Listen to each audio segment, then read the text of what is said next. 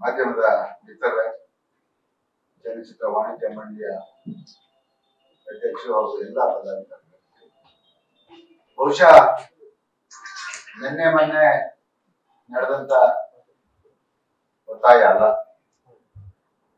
ಸುಮಾರು 2015ನೇ ಇಸ್ವಿಯಿಂದ ಈ ಒಂದು ಮಲ್ಟಿಪ್ಲೆಕ್ಸ್ ನಲ್ಲಿ ಏಕ ತೆರಿಗೆ ಟಿಕೆಟ್ ತರ ನಿಗದಿ ಆಗಬೇಕು ಅಂತ ಹೇಳ್ಬಿಟ್ಟು 29/12/2015ರಿಂದ ಸರ್ಕಾರದ ಮೇಲೆ ಒತ್ತಡವನ್ನ ತರ್ತಾ ಇತ್ತು.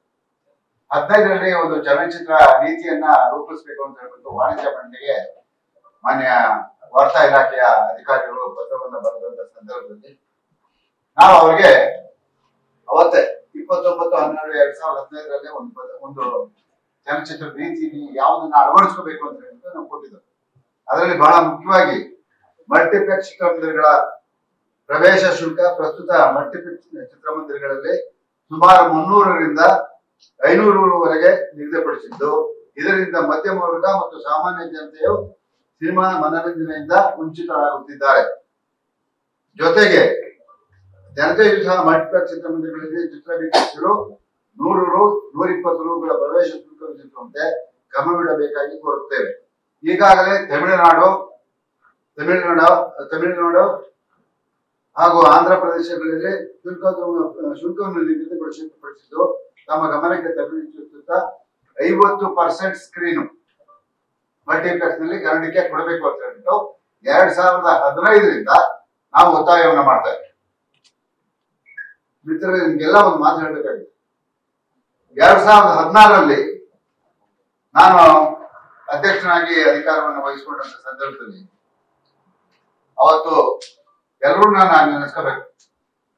ಬಹಳ ಮುಖ್ಯವಾಗಿ ನಾವು ಇಲ್ಲಿ ಇಬ್ಬರನ್ನ ನೆನೆಸ್ಕೊಳ್ಳಬೇಕು. ಒಂದು ರಾಜೇಂದ್ರ ಸಿಂಗ್ ಬಾಬು ಅವರು ಮತ್ತು ಜಯಮಾಲ, ನಾನು 3 ಜನ ಸೇರಿ ಕ್ಯಾಬಿನೆಟ್ ದರ್ಜೆಯಲ್ಲಿ ಸಭೆ ನಡೀತಾ ಇತ್ತು, ಬಜೆಟ್ ಸಭೆ. ಆ ಸಭೆಗೆ ನಾವು ಹೋಗಿ ಮುಖ್ಯಮಂತ್ರಿಗಳನ್ನ ಮನವಿ ಮಾಡಿಕೊಂಡು 23/2/2016ರಲ್ಲಿ ನಾವು ಅವರಿಗೆ ಒಂದು ಮನವಿನ ಮಾಡಿಕೊಂಡು ದಯಮಾಡಿ ಈ ಒಂದು ಶುಲ್ಕವನ್ನ ನೀವು ನಿಗದಿ ಮಾಡಿಸ್ಬೇಕು ಅಂತ.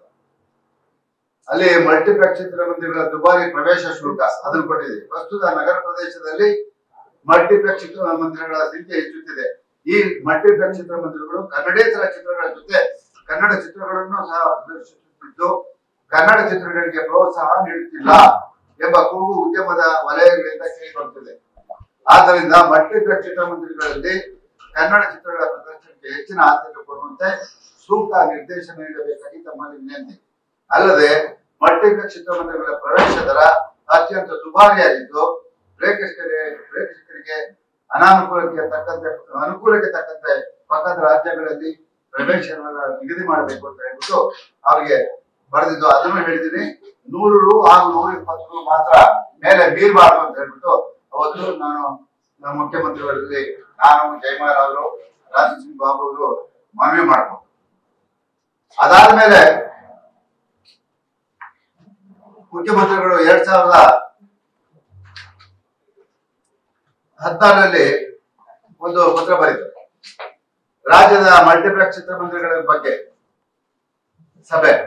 ರಾಜ್ಯದ ಮಲ್ಟಿಪ್ಲೆಕ್ಸ್ ಚಿತ್ರಮಂದಿರಗಳಲ್ಲಿ ಕನ್ನಡ ಚಿತ್ರಗಳಿಗೆ ಪ್ರಾತಿನಿಧ್ಯತೆ ನೀಡುವಂತೆ ಹಾಗೂ ಪ್ರವೇಶ ದರ ನಿಗದಿಪಡಿಸುವ ಬಗ್ಗೆ ಸರ್ಕಾರಕ್ಕೆ ಮನವಿ ಮಾಡಿದ ಹಿನ್ನೆಲೆಯಲ್ಲಿ ಘನ ಸರ್ಕಾರವು ನಮ್ಮ ಮನವಿಗೆ ಸ್ಪಂದಿಸಿ ಮಾನ್ಯ ವಾರ್ತಾ ಸಚಿವರು ದಿನಾಂಕ 13/11/2016ರಂದು ವಾಣಿಜ್ಯ ಮಂಡಳಿಯ ಅಧ್ಯಕ್ಷರು, ಪದಾಧಿಕಾರಿಗಳು, ಚಿತ್ರರಂಗದ ಪ್ರತಿನಿಧಿಗಳು ಮತ್ತು ಮಲ್ಟಿಪ್ಲೆಕ್ಸ್ ಚಿತ್ರಮಂದಿರಗಳ ಸಭೆಯನ್ನು ಆಯೋಜಿಸಿ ಪ್ರಸ್ತಾಪಿಸಿದ ಸಂದರ್ಭದಲ್ಲಿ ಮಾನ್ಯ ವಾರ್ತಾ ಸಚಿವರು ಈ ಕುರಿತು 3 ರಾಜ್ಯಗಳ ಮಲ್ಟಿಪ್ಲೆಕ್ಸ್ ಚಿತ್ರಮಂದಿರಗಳ ಭೇಟಿ ನೀಡಿದ ನಂತರ ಗಮನವಿಡುವುದಾಗಿ ಆಶ್ವಾಸನೆ ನೀಡಿರುತ್ತಾರೆ. ಇದನ್ನ ನಾವು ಅವರಿಗೆ ಮನವರಿಕೆ ಮಾಡಿಕೊಟ್ಟ ಪಕ್ಕದ ರಾಜ್ಯದಲ್ಲಿ ಅವರು ಸಮಯ ತಗೊಂಡು ಆ ಸಂದರ್ಭದಲ್ಲಿ ನಮ್ಮನ್ನ ಸಭೆ ಕರೆದು ಅಲ್ಲಿ ಆ ಸಭೆಯಲ್ಲಿ ಬಹಳಷ್ಟು ಅಧಿಕಾರಿಗಳಿದ್ರು. ಟ್ಯಾಕ್ಸ್ ಆಫೀಸ್ನವರಾಗಿರ್ಬೋದು, ಮತ್ತೊಂದಾಗಿರ್ಬೋದು, ಇದೆಲ್ಲ ವಾರ್ತಾ ಇಲಾಖೆ ಮಂತ್ರಿಗಳಿದ್ರು. ವಾರ್ತಾ ಇಲಾಖೆ ಮಂತ್ರಿಗಳು ಮತ್ತೆ ಮುಖ್ಯಮಂತ್ರಿಗಳಿದ್ದ ಸಂದರ್ಭದಲ್ಲಿ ಅಧಿಕಾರಿಗಳು ಒಂದು ಮಾಹಿತಿಯನ್ನ ಕೊಡ್ತಾರೆ. ಯಾರಿಗೆ? ಸರ್ಕಾರ. 2016ರಲ್ಲಿ ನಮಗೆ ತೆರಿಗೆ ರೂಪದಲ್ಲಿ ಸುಮಾರು 96 ಕೋಟಿ ರೂಪಾಯಿ ತೆರಿಗೆ ಬಂದಿದೆ ಪರಭಾಷೆಯಿಂದ ಅಂತ ಹೇಳ್ತಾರೆ. ಮತ್ತೆ ಕನ್ನಡದಿಂದ ಸುಮಾರು 36 ಕೋಟಿ ಮಾತ್ರ ಅಷ್ಟೇ ಬಂದಿದೆ. ಇದನ್ನ ತಮ್ಮ ಗಮನಕ್ಕೆ ತರ್ತಾ ಇದ್ದೀವಿ. ನಾವು ಸರ್ಕಾರ ನಡೆಸಬೇಕಾದ್ರೆ ನಮಗೆ ಹಣ ಬೇಕಾಗುತ್ತೆ ಕಾರ್ಯಕ್ರಮಗಳಿಗೆ ಅಂತ ಹೇಳಿದಂತ ಸಂದರ್ಭದಲ್ಲಿ ಇವತ್ತು ನಾನು ನೆನೆಸ್ಕೋತೀನಿ. ಮಾನ್ಯ ಮುಖ್ಯಮಂತ್ರಿ ಇದೇ ಸಿದ್ದರಾಮಯ್ಯನವರು ಒಂದು ಮಾತಾಡಿದ್ರು, ನಾನು ಇಲ್ಲಿ ಮುಖ್ಯಮಂತ್ರಿಯಾಗಿ ಕೂತಿರುವುದು ಪರಭಾಷೆ ಚಿತ್ರಗಳ ರಕ್ಷಣೆ ಮಾಡೋದಕ್ಕಲ್ಲ, ನನ್ನ ಕನ್ನಡ ಚಿತ್ರರಂಗ ಬೆಳಿಬೇಕು, ಕನ್ನಡ ಚಿತ್ರರಂಗಕ್ಕೆ ಒಳ್ಳೇದಾಗಬೇಕು. 96 ಕೋಟಿಯಿಂದ ನಾನು ಸರ್ಕಾರ ನಡೆಸ್ತಾ ಇಲ್ಲ, ನನಗೆ ಬೇಕಾಗಿಲ್ಲ ಅದು. 200 ರೂಪಾಯಿ ನೀವು ಮಾಡಿ, ನಾನು 150 ರೂಪಾಯಿ ಮೇಲೆ ಮಾಡಬೇಡಿ ಅಂತ ಮನವಿ ಮಾಡ್ಕೊಂಡೆ. ಕೊನೆಗೆ ಅವ್ರು ನನ್ನ ಕರೆದು ಇರ್ಲಿ ಒಂದು 50 ರೂಪಾಯಿ ಜಾಸ್ತಿ ಮಾಡೋಣ ಹೋಯ್ತು ಅಂತ ಹೇಳಿದ್ರು. ಅದಕ್ಕೆ ನಾನು ಒಪ್ಕೊಂಡೆ, ಆಯ್ತು ಸರ್ ಮಾಡಿ. ಯಾಕಂದ್ರೆ ಮುಖ್ಯಮಂತ್ರಿಗಳು ಒಂದು ಮಾತು ಹೇಳಿದಾಗ ನಾವು ಅದನ್ನ ತಿರಸ್ಕಾರ ಮಾಡಬಾರ್ದು. ಅದಕ್ಕೆ ಒಪ್ಕೊಂಡ್ಮೇಲೆ 16/2/2017 ಆದೇಶ ಹೊರಡಿಸ್ತಾರೆ. 200 ರೂಪಾಯಿಗಳಿಗೆ ಮೀರಿ ಯಾವುದೇ ಒಂದು ಟಿಕೆಟ್ ತರ ಹೆಚ್ಚು ಆಗಬಾರ್ದು ಅಂತ ಹೇಳಿ ಅವರು ಆ ಸಂದರ್ಭದಲ್ಲಿ ತರಾತುರಿಯಾಗಿ ಯಾವ ಇಲಾಖೆಯಿಂದ ಹೊರಡಿಸ್ಬೇಕಾಗಿತ್ತೋ ಆ ಇಲಾಖೆಯಿಂದ ಹೊರಡಿಸ್ತೀವಿ. ಅದು ಕಾನೂನು ಇಲಾಖೆಯಿಂದ ಹೋಗ್ಬೇಕಾಗಿತ್ತು. ಹೋಮ್ ಡಿಪಾರ್ಟ್ಮೆಂಟ್ ಇಂದ ಆ ಒಂದು ಆದೇಶವನ್ನು ಹೊರಡಿಸ್ಬೇಕಾಗಿತ್ತು. ಆದ್ರೆ ಕೈ ತಪ್ಪಿ ಅದು ವಾರ್ತಾ ಇಲಾಖೆಯಿಂದ ಆದೇಶವನ್ನು ಹೊರಡಿಸಿದ್ರು. ಆ ಸಂದರ್ಭದಲ್ಲಿ ಅವರು ಮಲ್ಟಿಪ್ಲೆಕ್ಸ್ ಚಿತ್ರಮಂದಿರ ಮಾಲೀಕರು ಮತ್ತು ಬಹಳಷ್ಟು ಜನ ಸೇರಿ ಕೋರ್ಟ್ ಹೋದ್ರು, ಸ್ಟೇ ತಗೊಂಡ್ಮೇಲೆ ಅದು ಅಲ್ಲಿಗೆ ನಿಂತೋಯ್ತು. ಸರ್ಕಾರ ಇದಾಯ್ತು. ಮತ್ತೆ ಅಧಿಕಾರಿಗಳು ನೀವು ಕೋರ್ಟ್ ಹೋದ್ಮೇಲೆ ಏನಾಗುತ್ತೆ ಅಂತ ಎಲ್ಲ ನಿಮ್ಗೆ ಗೊತ್ತಿರೋದು. ಹಾಗಾಗಿ ಅದು ಅರ್ಧಕ್ಕೆ ನಿಂತೋಯ್ತು. ಇಲ್ಲಿ ಒಂದು ಮಾತನ್ನು ನಾನು ನಿಮ್ಗೆ ಹೇಳಲೇಬೇಕು. ನಮಗೆ ಸಿಸಿಐ ಮಧ್ಯಪ್ರವೇಶ ಮಾಡಿದ್ಮೇಲೆ ನಾವು ಯಾವುದೇ ಪರಭಾಷೆ ಚಿತ್ರಗಳನ್ನ ನಿಯಂತ್ರಣಕ್ಕೆ ತರುವಂತ ಅಧಿಕಾರವನ್ನ ನಾವು ಪಡ್ಕೊಂಡು, ಆ ಸಂದರ್ಭದಲ್ಲಿ ಪರಭಾಷೆ ಚಿತ್ರಗಳು ಹೆಚ್ಚು ಚಿತ್ರಮಂದಿರಗಳಲ್ಲಿ ಬಿಡುಗಡೆ ಆಗೋದಕ್ಕೆ ಪ್ರಯತ್ನ ಮಾಡುದು. ಇಲ್ಲಿ ಏನಾಗುತ್ತೆ, ಹೊರಗಡೆ ಪಿಕ್ಚರ್ನ ನಾವು ಮಲ್ಟಿಪ್ಲೆಕ್ಸ್ ಪ್ರಾರಂಭ ಆಗೋದಕ್ಕೆ ಮುಂಚೆ ಒಂದು 50 ಲಕ್ಷ 1 ಕೋಟಿನೂ ಕೊಡ್ತಾ ಇದ್ವಿ. ಈ ಮಲ್ಟಿಪ್ಲೆಕ್ಸ್ ಆದ್ಮೇಲೆ ಇದ್ದಕ್ಕಿದ್ದಂಗೆ ನಿಮ್ಗೆ ಆ ಚಿತ್ರಗಳ ಒಂದು ತರುವಂತ ಇದು ಜಾಸ್ತಿ ಆಯ್ತು. ಏನಂದ್ರೆ 3 ಕೋಟಿ 4 ಕೋಟಿ ಈ ತರ ಆಯ್ತು. ಅವ್ರು 3 ಕೋಟಿ 4 ಕೋಟಿ ತಂದ ಮೇಲೆ ಅವ್ರು ಹೆಚ್ಚು ಇದರಲ್ಲಿ ಸ್ಕ್ರೀನ್ ಅಲ್ಲಿ ಪ್ರದರ್ಶನ ಮಾಡಲೇಬೇಕು. ಅವಾಗ ನಮ್ಮ ಕನ್ನಡಕ್ಕೆ ಸ್ಕ್ರೀನ್ ಸಿಗ್ತಾ ಇರಲಿಲ್ಲ. ಅದನ್ನು ಕೂಡ ಮುಖ್ಯಮಂತ್ರಿಯವರ ಗಮನಕ್ಕೆ ತಂದು ಅದೆಲ್ಲವನ್ನ ಸರಿ ಮಾಡ್ಕೊಡ್ಬೇಕು ಅಂತ ಹೇಳ್ಬಿಟ್ಟು ನಾವು ಬಹಳ ಒತ್ತಾಯ ಮಾಡಿದಂತ ಸಂದರ್ಭದಲ್ಲಿ ಅದನ್ನು ಕೂಡ ಅವರು ಪರಿಗಣಿಸಿ ನಮಗೆ ಎಲ್ಲ ರೀತಿಯ ಸಹಕಾರವನ್ನು ಕೊಟ್ಟರು.